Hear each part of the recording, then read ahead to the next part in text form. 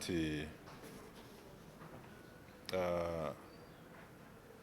waliwo omuvubuka abadde yeenyigidde mu bikolwa eby'okuvvoola n'okutyoboola n'okulinnyirira ekitiibwa kya Kabaka wa Buganda awamu n'Obwakabaka okutwaliza awamu, ng'omuvubuka ono gwe bayita Musana Ibrahim yakwatibwa ng'ennaku z'omwezi 17 February abakessi baffe aba Crime Intelligence.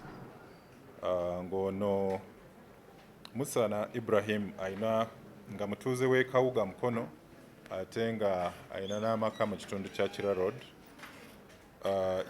Yakwatibwa oluvannyuma lw'okukifuula omugano okuvvoola n'okutyoboola Kabaka wa Buganda oba ekitiibwa kya Kabaka wa Buganda. Ono abadde agenda n'akwata obutambi mwabadde ateeka ekifaananyi kya Kabaka wa Buganda, Katikkiro n'ebifaananyi ebikwata ku Buganda, ku Bwakabaka bwa Buganda. Kati ng'akikola mu ngeri ng'ayitira ku mikutu egy'enjawulo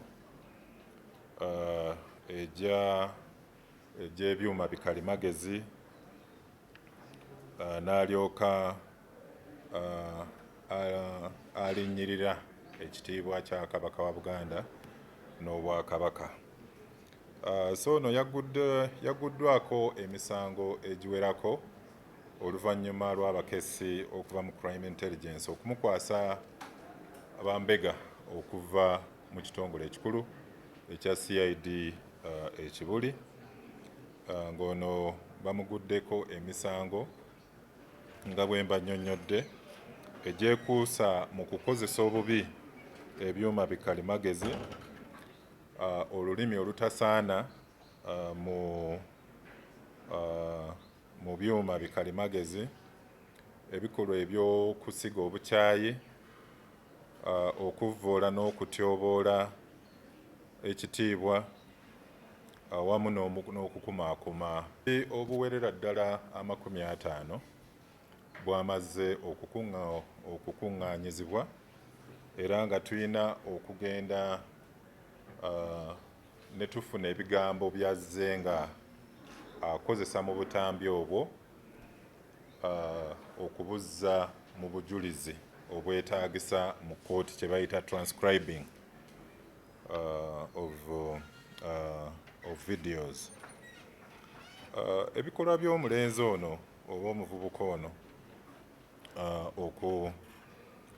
okulinnyirira n'okuvvoola ekitiibwa kya Buganda kiviiriddeko abantu bangi mu Buganda n'abo ab'emikwano n'abaagaliza Buganda okuba nga balina ennyiike olw'ebigambo n'ebivumo omuvubuka ono byazze ng'akozesa ebiswavu ddala ku Bwakabaka bwa Buganda, Katikkiro wa Buganda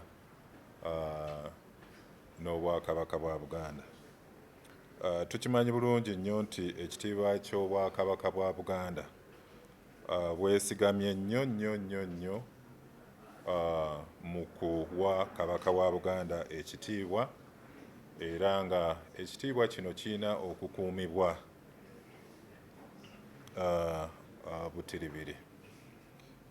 Ng'eggwanga Uganda twagala okutegeeza abo bonna abayitira mu mikutu, abakozesa ebivumo, abayitira mu kuvvoola n'okutyoboola abantu ba bulijjo, okubalinnyirira, okukozesa agagambo aganene agateetaagisa kuwulirizibwa, nti eggwanga lino lirina amateeka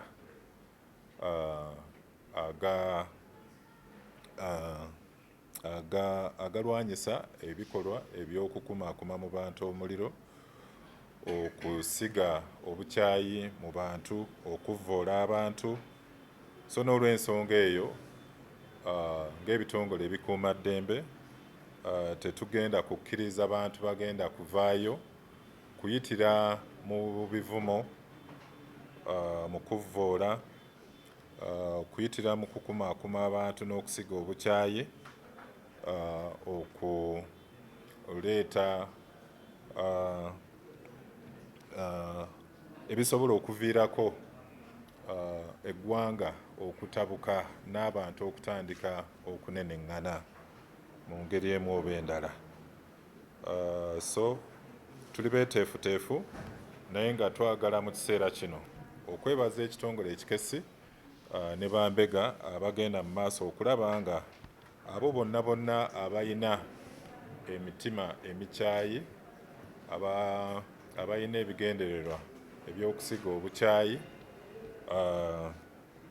nga tulabe nga ebikolwa ng'ebyo tubikomekkereza, era abeeyongerayo okuyitira mu makubo ago amakyamu babe nga bakwatibwa bavunaanibwe mu mateeka. Nze Israel Kazibwe Kitooke, Minisita ow'amawulire okunga abantu ate era omwogezi w'Obwakabaka bwa Buganda.